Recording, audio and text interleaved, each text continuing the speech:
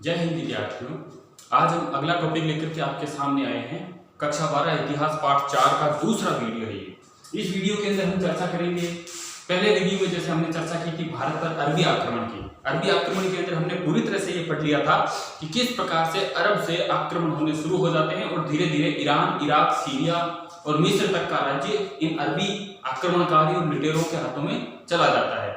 भारत के अंदर सिंध ने इसका 75 वर्षों तक प्रतिरोध किया था, लेकिन 75 वर्षों बाद धीरे धीरे वहां की राजनीतिक स्थिति कमजोर थी, सैन्य स्थिति कमजोर थी, राजा से उसकी जनता नाराज थी। जैसा कि पहले वीडियो में आपको बताया जा चुका है, तो उस राजा का नाम था दाहिर सेन। दाहिर सेन के पिता, जनता उससे क्यों नाराज थी? क्योंकि उसके पिता जो थे वो वास्तविक उत्तराधिकारी नहीं थे। उन्होंने सिंहासन हड़पा था या छल कपट या अन्य किसी रीति या नीति के द्वारा सिंहासन पर कब्जा कर लिया था, जिससे जनता उससे नाराज थी। तो अब यहाँ पर हम बात करेंगे अगले टॉपिक के अंदर। अगले टॉपिक के अंदर जो अपना टॉपिक बैठता है उस टॉपिक का नाम है नागभट्ट।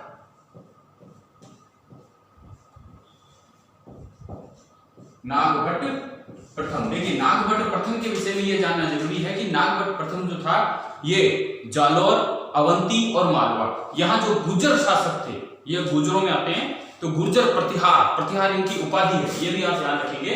तो इनको प्रतिहार क्यों कहा गया? इनका वैसे का नाम गुर्जर प्रतिहार है, गुर्जर प्रतिहार, गुर्जर प्रतिहार। अब ये गुर्जर प्रतिहार क्या है? तो पहले इस टॉपिक को, इस बिंदु को आप समझ लीजिए। ये आपके टॉपिक में नहीं है, लेकिन आपकी जीके के लिए ये समझा दिया जाता है। तो गुर्जर प्रतिहार, प्रतिहार का अर्थ होता है रक्षक। प्रतिहार का अर्थ होता है रक्षक। गुर्जर एक जाति बन गई और प्रतिहार का अर्थ होता है रक्षक। अब रक्षक किसके कहा जाता है कि ये अपने आप को लक्ष्मण के वंशज मानते हैं। भगवान राम के जो भाई थे लक्ष्मण, उनके वंशज मानते हैं। और लक्ष्मण, भगवान राम जब वनवास गए थे तब लक्ष्मण उनकी कुटिया की प्रतिहारी करते थे, यानी रक्षा करते थे रात को जागते हुए। और रामायण में आपने देखा होगा कि लक्ष्मण को, जो राम के छोटे भाई थे लक्ष्मण को अनिमेषक कहा जाता है। अनिमेषक, ये लक्ष्मण को अनिमेषक कहा जाता है। और अनिमेषक मछली को भी कहा जाता है। अनिमेषक किसको भी कहा जाता है? मछली को भी। अभी अनिमेषक क्या है? देखिए, अनिमेषक का मतलब होता है जिसके पलकें नहीं होती, पलकें नहीं होती, ये होता है अनिमेषक। तो मछली जो पानी में रहती है, कहते हैं मछली की पलकें नहीं होती है, वो लगातार आंखें खुली रखती है। उसी प्रकार से लक्ष्मण का भी कार्य यही था कि 24 घंटे अपने भाई की पहरेदारी करे। रात्रि के सोते समय विशेष रूप से लक्ष्मण जागते हुए रहते थे, इसलिए उनको कहा गया है अनिमेषक, यानी जिनके पलकें नहीं है। और जब पलकें नहीं होती तो व्यक्ति को नींद भी नहीं आती, इसीलिए इन्हें अनिमेषक कहा गया है। तो इसके वंशज ये अपने आप को मानते थे, तो यहीं से इतिहासकारों ने इनको प्रतिहार नाम दिया। और कुछ लोग ये कहते हैं कि ये पहले दूसरे राजाओं महाराजाओं के जो थे सामंत थे। तो जब उस राजा महाराजाओं ने यज्ञ किया, तो यज्ञ करते समय इन्होंने उस यज्ञ की रक्षा की थी। ये उस समय सामंत थे, बड़े राजाओं के सरदार थे, छोटे सैनिक थे। तो इन लोगों ने उनकी रक्षा की थी। इनकी कद काठी ज्यादातर 6 फुट से लगभग होती है, डील डोल के मजबूत होते हैं। तो ऐसे विश्वास पात्र व्यक्तियों को लेकर के और डील डोल के मजबूत व्यक्ति को लेकर के इन्होंने अपने यज्ञ की रक्षा करवाई थी, इसलिए इनको एक उपाधि दी गई प्रतिहार। और यह प्रतिहार बाद में इनके नाम के आगे जुड़ गया। तो इस प्रकार से गुर्जर प्रतिहार यानी गुर्जर रक्षक, तो ये रक्षक कहलाते हैं। चलिए अब हम आगे की ओर बढ़ते हैं। नागभट्ट प्रथम, वैसे तो इनका इतिहास बहुत पुराना है, लेकिन आपके सिर्फ नागभट्ट प्रथम आया है। कुछ थोड़ा सा टॉपिक में आपको नागभट्ट द्वितीय के विषय में बताऊंगा। तो नागभट्ट प्रथम कौन था? नागभट्ट प्रथम के बारे में आप इतना याद रखेंगे, इसने लगभग 730 से लेकर के 756 ईस्वी तक शासन किया था। नागभट्ट प्रथम ने 730 से लेकर के 756 तक शासन किया था। जालौर, अवंती और कन्नौज, जो मैंने आपको पहले बताया था कि जालौर, अवंती और कन्नौज, ये तीनों ही भारतीय तत्कालीन राजनीति दृष्टि में बहुत ही महत्वपूर्ण स्थान थे। यहाँ का ये संस्थापक था, गुर्जर राज्य का संस्थापक, यह प्रतिहार राज्य का संस्थापक, गुर्जर राज्य का संस्थापक, यह आप ध्यान रखोगे, ठीक है। ये का नहीं है, क है, संस्थापक। अब जालोर ये राजस्थान के अंदर है, इसी जालोर के अंदर जगह है भीलमाल, ठीक है ना, याद रखोगे, ऐतिहासिक दृष्टि से महत्वपूर्ण है। अवंती जिसे आज हम उज्जैन कहते हैं, कन्नौज आज भी है, गहरवाल जयचंद जो देश का गद्दार कहलाया जाता है, जिसने गौरी को आमंत्रित किया था सम्राट पृथ्वीराज चौहान पर आक्रमण करने के लिए, तो यही का था वो कन्नौज का। तो इस प्रकार से इन तीन जगह पर जालोर, अवंती और कन्नौज के ऊपर जो गुर्जर वंश का राज्य का संस्थापक है वो नागभट्ट प्रथम कहलाया जाता है। ये नागभट्ट प्रथम है। नागभट्ट प्रथम वीर भी था, पराक्रमी भी था और युद्ध करके अपने राज्य का विस्तारक भी था। अब इसके बारे में ये कहा जाता है कि इसने भीलमाल की जगह जालोर को राजधानी बनाया और उसके बाद में अवंतिका को राजधानी बनाया था। देखिए पहले इसकी राजधानी इसने क्या किया था, इसने पहले इनकी राजधानी थी भीलमाल, जो इसके पूर्वजों की थी। भीलमाल की जगह किसको राजधानी बनाया था, भीलमाल की जगह राजधानी बनाया था अवंती को, ठीक है ना। तो भीलमाल की जगह भीलमाल की जगह जालोर को राजधानी बनाया, गलती है, भीलमाल की जगह जालोर और जालोर को राजधानी बनाया था, जो आपकी पाठ्य पुस्तक के अनुसार है, राजधानी बनाया। और जालोर के बाद में जब इसने अपने साम्राज्य का और ज्यादा विस्तार कर लिया तो जालोर के बाद में इसने राजधानी अवंती को बनाया था, बाद में अवंती को बनाया था, ठीक है, बनाया, और बाद में अवंती, जब इसका राज्य विस्तार हो गया, बाद में अवंती यानी उज्जैन, अवंती को राजधानी बनाया। ये देखिए, तो इसने सबसे पहले राजधानी कौन सी थी, गुर्जरों की, गुर्जर प्रतिहारों की, भीलमाल। नागभट्ट प्रथम ने भीलमाल की जगह अपनी राजधानी लेके गए जालोर काफी समय तक जालोर में रहे, लेकिन जब इसका राज्य विस्तार हो गया तो और लंबे दूरी पर जाने के लिए इसने और केंद्रित करने के लिए, राज्य पर संपूर्ण रूप से शासन करने के लिए अवंती को राजधानी बनाया। अवंती को राजधानी बनाने का कारण भी है क्योंकि अवंती उस समय सांस्कृतिक केंद्र था। क्या केंद्र था, सांस्कृतिक। दूसरा व्यापारिक केंद्र था, बड़े बड़े व्यापार थे, और ये नगर भी था। तो इस कारण अवंती को राजधानी बनाया, अवंती यानी उज्जैन। तो इस प्रकार से भीलमाल, जालोर और बाद में अवंती इसकी राजधानी बनी थी। इसने बिलोचों और अरबों पर खुद ने हमला किया था। ये पराक्रमी तो था, राज्य विस्तार की, देखिए हर राजा की एक भावना होती है कि वो अपने राज्य का विस्तार करे, कुछ राजाओं को छोड़ करके। तो ये उन राजाओं में से था जो एक जगह टिके नहीं बैठता था। इसने अपने राज्य का विस्तार करना शुरू किया, और जब उसको ये पता चला कि भारत के पश्चिमी भाग, ये पाकिस्तान का है, ये इंडिया है, तो यहाँ पर सिंध पर आक्रमण हो चुका था अरबियों का, अरबी लुटेरे यहाँ आ चुके थे, तो यहाँ पर ये राजस्थान है ऐसे करके। तो इसने स्वयं, ये इधर ही भीलमाल, जालोर, ये साइड का इलाका पड़ेगा, तो इसने स्वयं बिलोचों पर आक्रमण किया था, ठीक है ना। ये बिलोच यही है आपके, जहां आज बिलोचिस्तान है, पाकिस्तान, मकरान का क्षेत्र ईरान का और पाकिस्तान की जो बॉर्डर मिलती है वहां बिलोच है। इसने स्वयं बिलोचों पर आक्रमण किया था और अरबों पर भी आक्रमण किया था। तो बिलोचों पर आक्रमण किया, बिलोचों व अरबों, अरबी लिख लो, या अरबों पर आक्रमण किया और उन्हें हराया भी था। आक्रमण किया वह हराया, पराक्रमी तो था, तो इसने बिलोचों पर आक्रमण किया और अरबों पर आक्रमण किया, स्वयं की इच्छा से आक्रमण करके उनको हराया था और उनको वहां से भगा दिया था। और ग्वालियर प्रशस्ति में इसको मलेच्छों का उद्धारक, दीनों का उद्धारक भी कहा गया है। देखिए ग्वालियर प्रशस्ति है, प्रशस्तियां इनके बारे में लिखी जाती थी। प्रशस्तियां क्या है, आप इसके विषय में समझ लीजिए, प्रशस्ति क्या है, क्योंकि अब ये चीज आपके लिए इंपॉर्टेंट बनती है।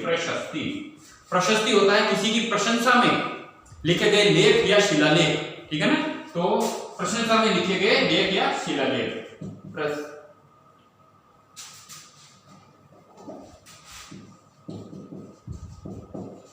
प्रशंसा में लिखे लेख, अब वो चाहे पत्थरों पर लिखे, तार पत्रों पर लिखे, स्तंभ पर लिखे। अशोक की प्रशस्तियां प्रसिद्ध है, समुद्रगुप्त की प्रयाग प्रशस्ति प्रसिद्ध है, जूनागढ़ के अंदर लिखी गई हरिसेन, ऐसे कई लेखों की प्रशस्तियां प्रसिद्ध है।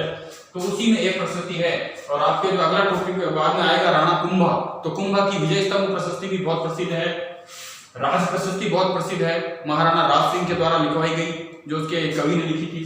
तो इस प्रकार से ये प्रशस्तियां आपको याद रखनी है कि किसी राजा की प्रशंसा में लिखी गई कि लिखे गए लेख। तो यहाँ पर एक नाम आता है ग्वालियर, ग्वालियर प्रशस्ति। अब आप कहेंगे साहब ग्वालियर प्रशस्ति में क्या लिखा गया है? तो ग्वालियर प्रशस्ति में इसने लिखवाई है या लेखकों ने लिखे हैं जो इस राजा के करद होते थे या इस राजा के सामंत होते थे या राजा के दरबार के अंदर जो विद्वान लेखक, विद्वान स्थापत्य कला के शिल्पी या बड़े बड़े विद्वान जो लेकर बैठा करते थे वो लिखते थे। तो ग्वालियर प्रशस्ति के जरिए से मलेच्छों का उद्धारक कहा गया है। अब मलेच्छ किसे कहते हैं? मलेच्छों का दमन करता, सॉरी उद्धारक नहीं कहा जाएगा, दमन करता, यानी मलेच्छों को दबाने वाला दमन करता कहा गया है। मलेच्छ कहते हैं विदेशियों को, जो विदेशी शासक है, मल की इच्छा, मल के समान, तो मलेच्छ। अब इस मलेच्छों में किसको कहा गया है? बिलोचों को और अरबों को। ये अरबी जो मुस्लिम थे इन लोगों को इसने मलेच्छ कहा गया है, क्योंकि ये अपनी भारतीय संस्कृति, भारतीय सनातन संस्कृति, धर्म संस्कृति से बिल्कुल भिन्न थे। ठीक है, तो इस प्रकार से मलेच्छों का दमनकर्ता कहा गया है। इसको दीनों का उद्धारक भी कहा गया है, दीनों का उद्धारक, दीनों का उद्धारक कहा है। अब आप समझ गए होंगे दीनों का उद्धारक, दीन यानी गरीब, मजलूम, या जिसको आप कह सकते हो लाचार, कमजोर लोग, उन लोगों का उद्धारक कहा गया है। इसने बिलोचों अरबों को हरा करके मलेच्छों का दमन किया और दीनों का उद्धार किया, कमजोर लोगों का उद्धार किया। और इसी के अंदर इसे नारायण की उपाधि दी गई है, इसे नारायण उपाधि मिली, इसके लेखकों ने इसे नारायण उपाधि दी। तो आप पहली उपाधि इसको यहाँ पर मिल जाती है। थोड़े उपाधियां के विषय में आपको ध्यान रखिए कि इसको नारायण की उपाधि यहाँ पर दी गई है। अब इसी के साथ में एक नया लेख और आता है, एक लेखक था बिलादुरी। उस बिलादुरी ने कहा है कि जुनैद को मालवा में विजय नहीं मिली थी। उसने जुनैद, आप नाम समझ रहे होंगे जुनैद कौन है? बिलादुरी, बिलादुरी, बिलादुरी ये एक लेखक है। इस बिलादुरी ने लिखा है कि जुनैद, जुनैद का नाम आपने सुना होगा, आपने देखा होगा दाहिर सेन के समय जब दाहिर सेन मारा जाता है, उसकी बेटियों को अरब ले जाया जाता है खलीफा को सौंपने के लिए, और वहां से जब आदेश आता है कि आप मोहम्मद बिन कासिम को बैल की खाल में सिलवा करके घसीटते हुए अरब लेके आओ, और बीच में उसकी मौत हो जाती है। तो यहां से जाते समय जो सिंध पर आक्रमण हुआ था, इस सिंध का राज्य किसको सौंप के गए थे? ये जुनैद को सौंप के गए थे। जुनैद यहाँ का गवर्नर बनाया था जुनैद को।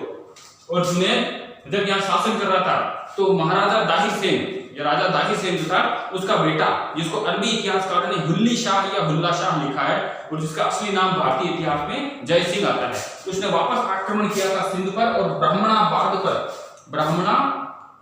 पर आक्रमण कर लिया था, अधिकार किया था, लेकिन जुनैद के हाथों को मारा गया था। तो ये वही जुनैद था जो सिंध का गवर्नर था। इस जुनैद ने बाद में आक्रमण किया था मालवा पर, जुनैद ने मालवा पर आक्रमण किया, मालवा पर आक्रमण किया, लेकिन सफल नहीं हो पाया। आक्रमण किया पर असफल रहा, यानी हार गया। और हराने वाला कौन था? हराने वाला था नागभट्ट प्रथम, पराक्रमी शासक नागभट्ट प्रथम था। इस बिलादुरी के आधार पर जुनैद ने आक्रमण जरूर किया था मालवा पर, लेकिन ये क्या हो गया था? असफल हो गया था, यानी हार गया था। तो यहाँ से गुर्जरों की शक्ति और बढ़ती है।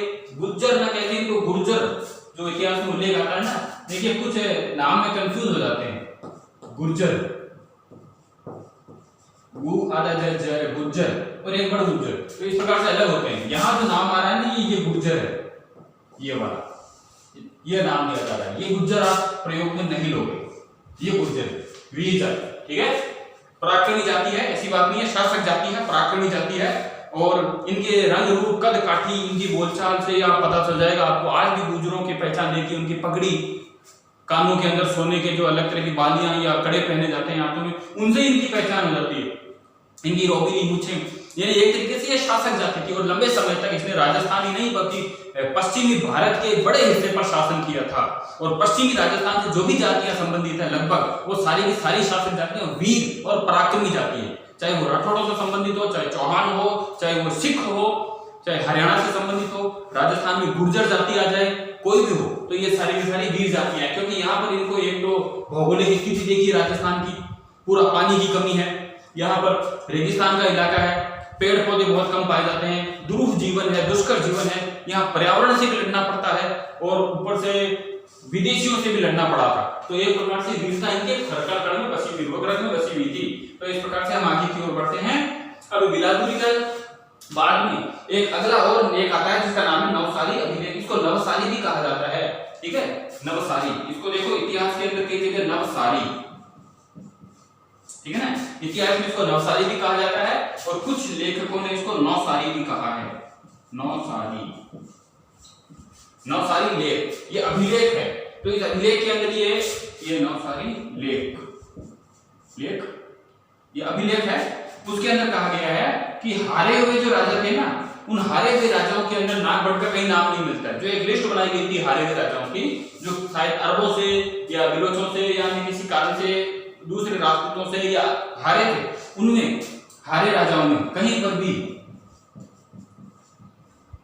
हारे राजाओं में नागभट्ट प्रथम का नाम नहीं है। नागभट्ट प्रथम का नाम नहीं है। इसका मतलब ये कभी पराजित नहीं हुआ। हारे हुए राजाओं का नाम नहीं, मतलब ये पराजित नहीं हुआ था उन लोगों से। अब इसके साथ ही नवसारी के बाद में इसके अंदर ये भी कहा गया है कि इसे राम का प्रतिहार, मेघनाथ की युद्ध का अवरोधक भी कहा गया है। इसको देखो क्या क्या कहा गया है इसी नवसारी अभिलेख में। इसे राम का प्रतिहार, देखिए अभी मैंने आपको इतिहास बताया था, राम का प्रतिहार। इसे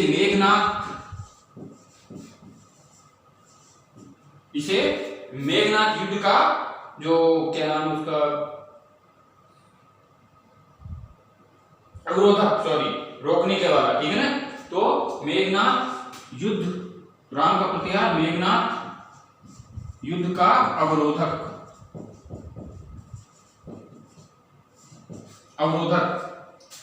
और इसके साथ ही इसे इंद्र के गर्व का दमन करने वाला, इंद्र के गर्व का दमनकर्ता कहा है। अब देखिए राम का प्रतिहार, ये मैंने आपको पहले बता दिया था कि राम का प्रतिहार, राम, भगवान राम, प्रतिहार, रक्षक।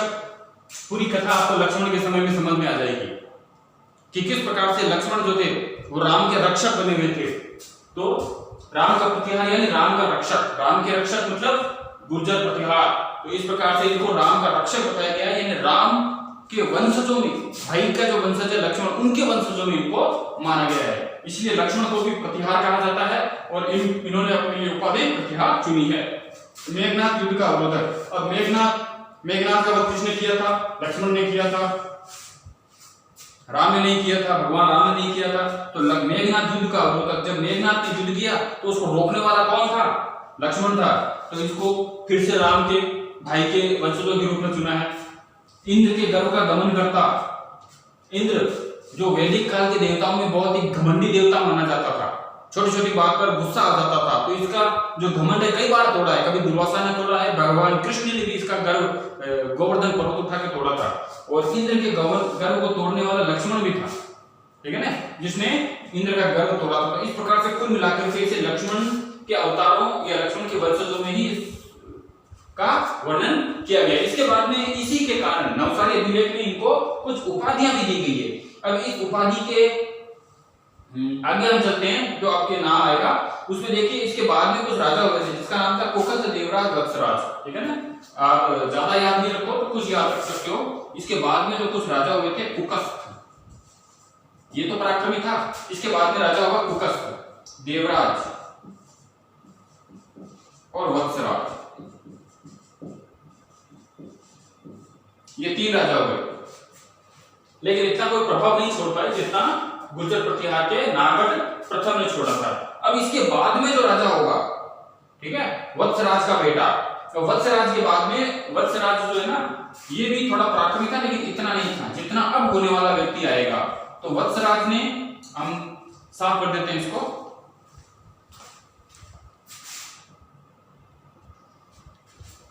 अब अगला जो आपके शासक आएगा ना, तो आप देखिएगा वो होगा नागभट्ट द्वितीय।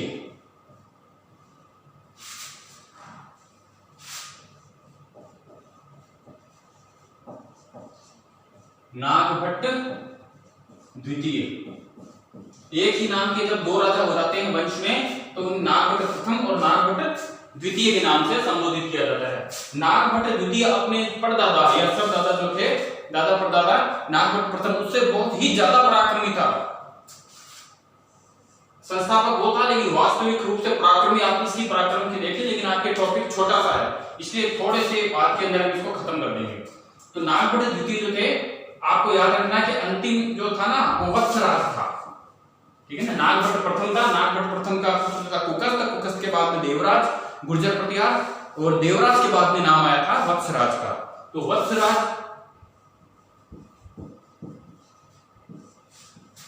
का विवाह होता है सुंदर देवी के साथ। सुंदर देवी, वत्सराज का विवाह सुंदर देवी से विवाह होता है और इसी विवाह हुआ और इन्हीं दोनों का पुत्र हुआ था नागभट्ट द्वितीय। नागभट्ट द्वितीय के बारे में कहा जाता है ये बहुत ही पराक्रमी,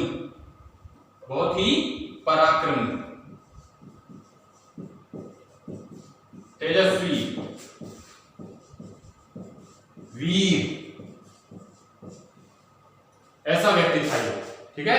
ये युद्ध की कला में भी निपुण था और बहुत ज्यादा पराक्रमी भी था, तो इसलिए इसके बारे में कहा जाता है ये वीर, तपस्वी, त्यागी, जो भी था, तेजस्वी, वीर, पराक्रमी बहुत ज्यादा था। अब इसके बारे में ये कह सकते हैं तो नागभट्ट द्वितीय जो था ना, ये शुरू में राष्ट्रकूट शासकों से हार गया था। शुरू में ये राष्ट्रकूटों से हारा था, उस समय युद्ध चलते थे, राष्ट्रकूटों से शुरू में हार गया। अब युद्ध किसको लेकर हो रहे थे, तो भारत की जो भौगोलिक स्थिति है ना उसके अंदर अगर आप देखो तो आपको यहाँ पता चलेगा कि यहाँ पर तो है राष्ट्रकूट, यहाँ राष्ट्रकूट मान लीजिए, ठीक है। यहाँ पर है आपके गुर्जर प्रतिहार, ये पूरे गुर्जर प्रतिहार, और भारत के पूर्व दिशा के अंदर बंगाल है, बंगाल के अंदर शासक है पाल, बंगाल के पाल। इन तीनों को झगड़ा किस कारण था, इन तीनों का झगड़ा था भारत के मध्य में, यहाँ उत्तर प्रदेश में एक जगह है जिसका नाम है कन्नौज, और कन्नौज का शासक कौन था, चक्रायुध। कन्नौज का शासक कौन था, चक्रायुध। तो यहाँ पर जो शासक है ना, ये आक्रमण करते, ये भी करता और ये भी करते, ये तीनों एक ही राज्य के लिए लड़ रहे थे, और जो इसको जीतता वो सकल उत्तरापत यानी उत्तरापत का स्वामी, सकल उत्तरापत स्वामी का तमगा हासिल करता, उपाधि लेता था। तो गुर्जरों में और राष्ट्रकूटों में और पालों में, तीनों में इसको लेकर चला था। ये लड़ाई लगभग 100 वर्षों तक चली थी। ये लड़ाई आपस में तीनों 100 साल तक लड़े थे। अब आप कहोगे 100 साल तक जिंदा कैसे रहा, नहीं, 100 साल तक का मतलब होता है इसकी 2-3 पीढ़ियां, इसकी 3-4 पीढ़ियां और इनकी 2-3 पीढ़ियां। दादा ने लड़ाई शुरू की, इसके दादा से लड़े, इसके दादा लड़े, दादा मर गए तो बेटों में शुरू हो गई, फिर पोतों में शुरू हो गई, कई के तो पड़पोते तक लड़ते रहे, क्योंकि वंश जल्दी खत्म हो गया। तो कोई 2 साल में मर गया, कोई 5 साल मर गया, कोई 10 साल में मर गया, तो ऐसे करके 100 सालों में पड़पोते तक ये लड़ाई चलती रही। और अंत में इस युद्ध का कोई परिणाम नहीं निकला, गुर्जरों ने कन्नौज पर अधिकार कर लिया था। तो ये था, इसको सप्तवर्षीय युद्ध जो है ना, आपको कभी एक अलग टॉपिक बनाएंगे, 15-20 मिनट का वीडियो बनेगा, उसमें आपको बताएंगे। तो राष्ट्रकूटों से युद्ध में हारा था, लेकिन बाद में इस नागभट्ट द्वितीय ने वापस राष्ट्रकूटों पर हमला किया, और राष्ट्रकूट देखिए, राष्ट्रकूट के विषय में भी थोड़ा जान लेना कि राष्ट्रकूटों का ये हमलों के बारे में तो हम पढ़ते रहेंगे, क्योंकि इतिहास यही है, लड़ना, मरना और मारना। तो राष्ट्रकूट जो है, ये इतिहास में बताया जाता है कि इन्हीं राष्ट्रकूटों से राठौड़ों की उत्पत्ति हुई है। अलग अलग इतिहासकारों का अपना अपना मत है। तो इन्हीं राष्ट्रकूटों से जो आंध्र प्रदेश के यहाँ शासन करते थे, और ये राष्ट्रकूट कहां से आए, इन राष्ट्रकूटों के बारे में कई ख्यातकारों ने और कई इतिहासकारों ने लिखा है कि ये हिरण्यकश्यप के संतान थे, भक्त प्रहलाद के वंशज माने जाते हैं। हिरण्यकश्यप या भक्त प्रहलाद के, वो एक ही बात है, हिरण्यकश्यप पिता था, भक्त प्रहलाद उनका पुत्र था, तो उनके वंशज माने जाते हैं। तो राष्ट्रकूट से ये बाद में इनका नाम बदल करके नाम आ गया रट्ठबुड़, और रट्ठबुड़ जो बाद में चेंज होते हुए रट्ठबुड़ से राठौड़ बन गया। तो इस प्रकार से ये एक शाखा इनकी कन्नौज आई, और कन्नौज से गहरवाल शासक बने। गहरवाल से फिर ये राव सिंह के समय राजस्थान में आए, और यहाँ पर इन्होंने पाली में पहला शासन स्थापित किया था। ये हम बाद में पढ़ेंगे। तो राष्ट्रकूट शासकों में कृष्ण नाम का शासक था, तृतीय था, द्वितीय था। उन्होंने कैलाशनाथ का मंदिर बनवाया है, जो पूरे पत्थर, एक पूरे पहाड़ को काट करके ही एकाश्म मंदिर है। एकाश्म मतलब एक ही पत्थर से बनाया हुआ मंदिर, बाहर से ईंट लाके नहीं है। एक बड़ा पहाड़ है, उसी पहाड़ के अंदर खुदाई शुरू कर दी थी, और उसी से एक मंदिर का निर्माण किया गया है। खैर, अब राठौड़ से उत्पत्ति हुई। तो राष्ट्रकूट शासक गोविंद तृतीय को इसने हरा दिया वापस। गोविंद तृतीय को हराया, और गोविंद तृतीय को इसने हरा दिया था। तो इस प्रकार से इसने अपनी हार का वापस बदला ले लिया था, और इसी घरेलू परिस्थितियों में इसको हरा करके कन्नौज के चक्रयुद्ध को भी हरा दिया, कन्नौज को राजधानी बनाया था। इसने अपने राज्य का राष्ट्रकूट गोविंद तृतीय को हराया। हराने का मतलब इसने युद्ध तो किया, लेकिन उस समय इसकी घरेलू परिस्थिति जो थी ना, ये थोड़ी खराब थी। घरेलू परिस्थिति का मतलब होता है कि राष्ट्रकूट शासक के अंदर विद्रोह हो रहे थे, तो ये उसमें उलझा हुआ था। इसने इसका लाभ उठाया, आक्रमण कर दिया, और उस समय कन्नौज पर शासक था चक्रयुद्ध का। कन्नौज पर चक्रयुद्ध का राज था, और कन्नौज पर चक्रयुद्ध को हराया, और अपनी राजधानी कन्नौज को बना ली। किसने? नवाब भट्ट द्वितीय ने कन्नौज राजधानी। अब इतिहास में अलग अलग राजधानी बनाए, इतिहास में अलग अलग उल्लेख मिलते हैं। आपको यहां यह समझ लेना चाहिए कि कन्नौज पर क्या सच में हमला किया? जी हाँ, कन्नौज पर हमला किया था। तो अपने आप ये व्यक्ति आ गया कैसे? ये कन्नौज है, राष्ट्रकूट है, और ये गुर्जर प्रतिहार वंश है। इसके अंडर में ये व्यक्ति था, इसको हराया, और फिर इसने इस पर शासन कर लिया। लेकिन ये जो व्यक्ति था कन्नौज का चक्रयुद्ध, ये किसका सामंत बना हुआ था? चक्रयुद्ध सामंत बना हुआ था पाल का, ठीक है ना? ये पालों का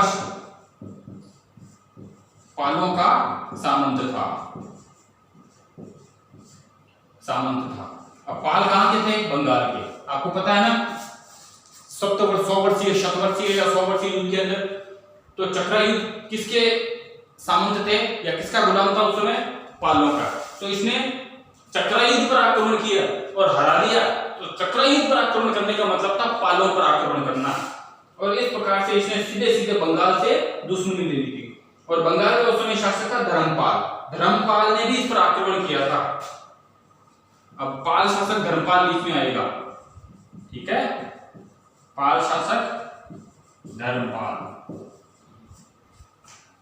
जब चक्रयुद्ध को हराया तो धर्मपाल ने आक्रमण किया, और दोनों की लड़ाई कहां हुई? दोनों की लड़ाई हुई थी बिहार के अंदर, एक जगह है मुंगेर युद्ध हुआ था, ठीक है? इस मुंगेर के अंदर धर्मपाल और नागभट्ट द्वितीय के बीच में युद्ध हुआ था, और इस युद्ध के अंदर क्या हुआ था? धर्मपाल वहां से आगे भाग गया, और वहां पर एक चाक्षु लेख मिलता है, ठीक है? तो धर्मपाल आक्रमण किया था, युद्ध हुआ, लेकिन धर्मपाल भाग गया। ये पराक्रमी था नागभट्ट द्वितीय, धर्मपाल भाग गया, हार गया। अब यहां पर एक चाक्षु देखिए राजस्थान में, चाक्षु। अब एंड करूंगा मैं इस वीडियो का चाक्षु अभिलेख, क्योंकि ये सिर्फ आपको छोटा सा समझाना है। चाक्षु अभिलेख के अंदर नागभट्ट द्वितीय की विजय के बारे में कहा गया है कि शंकरगण ने गौड़ नरेश को हराया और भूमि नागभट्ट को दी। शंकरगण, ठीक है ना? यहां पर ये इतना ही लिखा हुआ है, शंकरगण ने गौड़ नरेश को हराया। गौड़ नरेश को हराया। अब आप कहोगे गौड़ कौन? गौड़ है बंगाल, और बंगाल का शासक था पाल, ठीक है ना?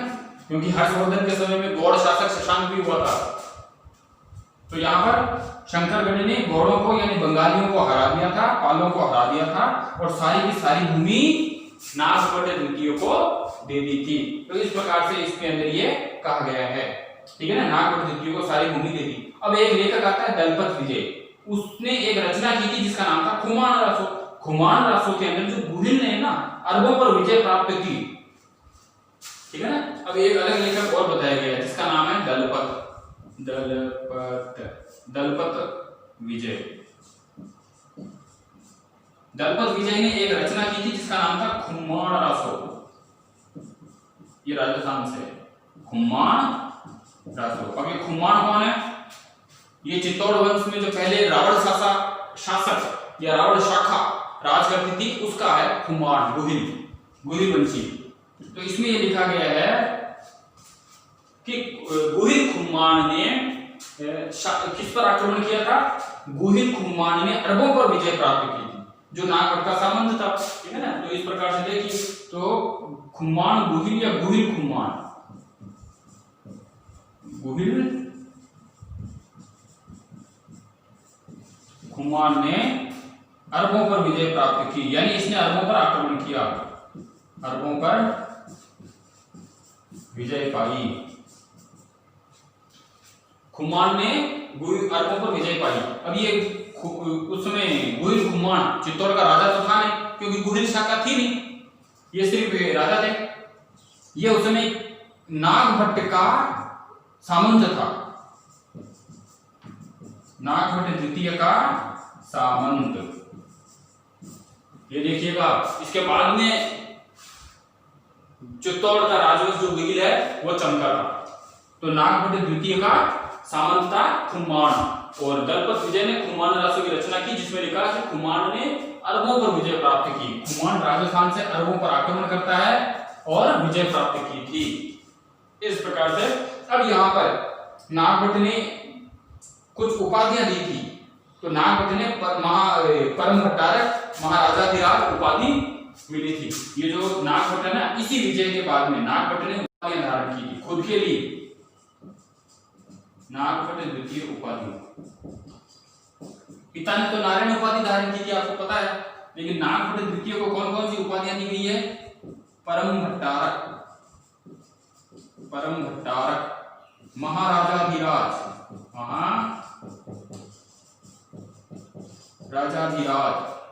और परम भट्टारक, महाराजाधिराज, ऐसी कुछ उपाधियां इसने धारण की थी। और इसके बाद में एक अन्य लेखक और आता है जिसका नाम आपको याद रखना है, चंद्रप्रभा सूरी है। उसने प्रभावक चरित्र के अनुसार, चंद्रप्रभा सूरी अंतिम है, चंद्रप्रभा सूरी, चंद्रप्रभा सूरी, इसने अपनी एक पुस्तक लिखी थी जिसका नाम था प्रभावक चरित्र,